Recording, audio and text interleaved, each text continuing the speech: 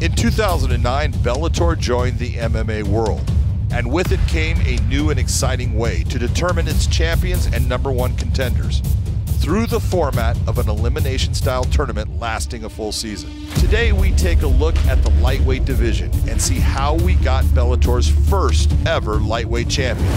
You might recognize a couple of the names along the way. Fittingly, 3 of the 4 quarterfinal fights took place at Bellator 1 in Florida. First up was Toby Imada versus Alonzo Martinez. Imada at the time was riding a 6-fight winning streak heading into the contest, with 15 of his 23 wins coming via submission. The man was a submission machine and would start his tournament run with a rear naked choke victory over Martinez. Those punches don't do a whole lot, but they make the judges look at you.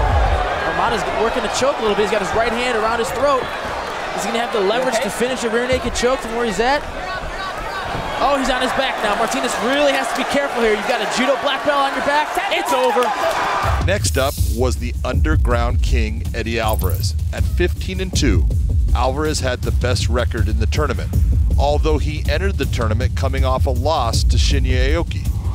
Alvarez's penchant for a brawl meant it was never going to be a walk in the park when his opponents entered the cage.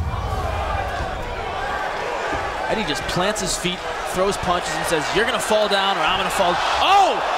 Buckled Eddie with the left hand, Loughran did. How about that? Eddie Alvarez trying to close the gap there quickly, appeared to be stunned by that punch. After recovering from the initial hit, Alvarez used his superior grappling and sunk in a guillotine choke to move into the semifinals. I told the ref before the fight, I said, "Hey, don't stop it. I usually get knocked out at least once a fight." So. The main event at Bellator 1 was Florida native street fighter turned MMA fighter George Gamebred Masvidal against 26-fight veteran Nick Aguilar. It would take Gamebred less than 2 minutes to book his place in the semifinals. I'm 2 fights away from being a champion. Told you I'm gonna do it. I'm just getting warmed up. You know, I got 2 more fights to go, so don't get anxious now. No. Wait till the finals. Then that's when we can party, man.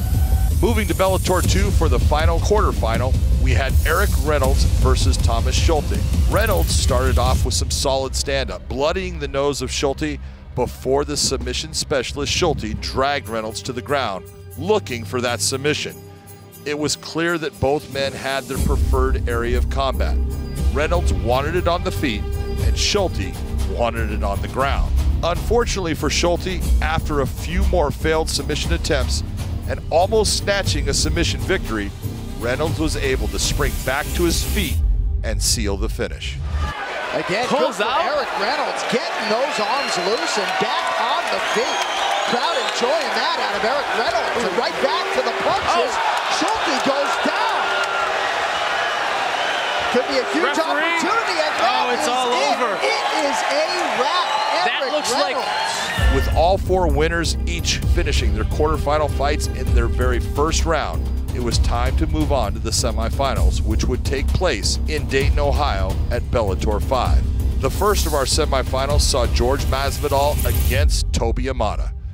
For the first 2 rounds, Gamebred kept Imada at bay with some slick boxing and fantastic combos, brutalizing the ground specialist using footwork to enter and leave the pocket at will, nullifying any attempts by Imada to take the fight to the ground. Interesting, Masvidal saying he wants to break Imada's will and spirit and really break him mentally. You talk to the Imada people, and they say if there's one thing you can guarantee about Toby, he's not going to be broken mentally. So, well, that's kind of like the fun part to watch. With 5 minutes remaining, Masvidal looked destined to make it to the season finale. Imada, sensing it was a now or never moment, started the 3rd round with a furious pace, trying to engage Masvidal in the clinch and trap him into a grappling exchange. As the minutes ticked by, Masvidal established a range with his jab. With one last takedown attempt from Imada, disaster struck for Gamebred. Stuffed it pretty easily there.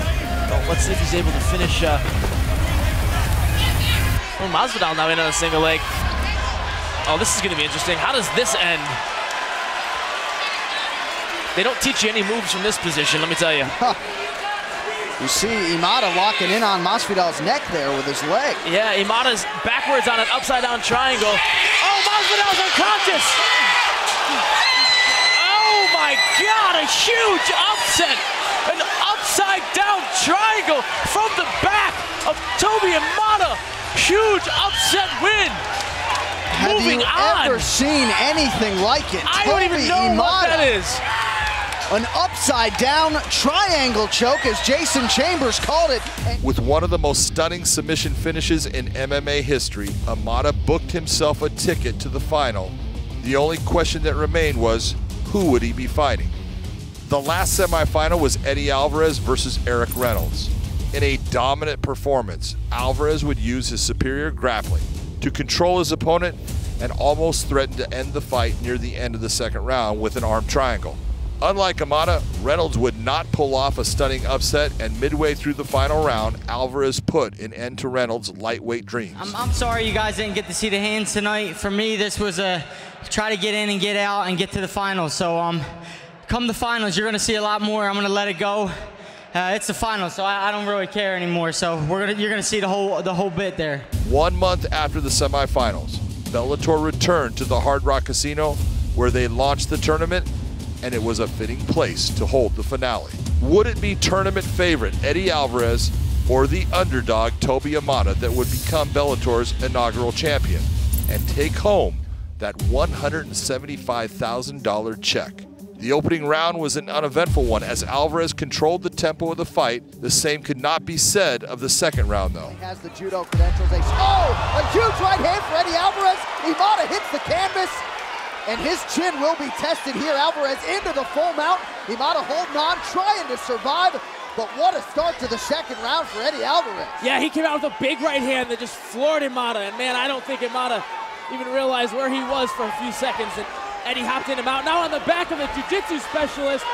This could be an impressive win here if the striker wins 3 in Bellator via submission, especially against a guy who's a black belt in judo. Oh, and that is Eddie Alvarez by rear naked choke, a third submission win. Eddie Alvarez is the Bellator lightweight champion, the champion of the world.